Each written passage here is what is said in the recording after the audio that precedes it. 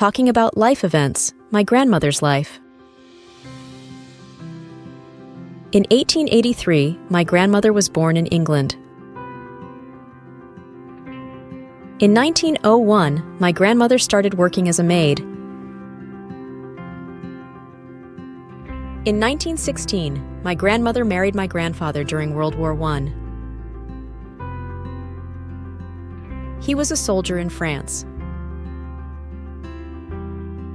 In 1919, my grandparents immigrated to Canada. They lived in Edmonton, near White Avenue. In 1922, her son was born in Edmonton. My grandparents were very poor during the Great Depression of the 1930s. In 1955, her grandson was born.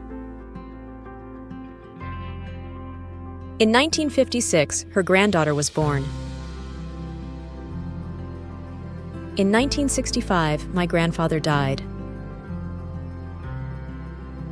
In 1972, my grandmother died.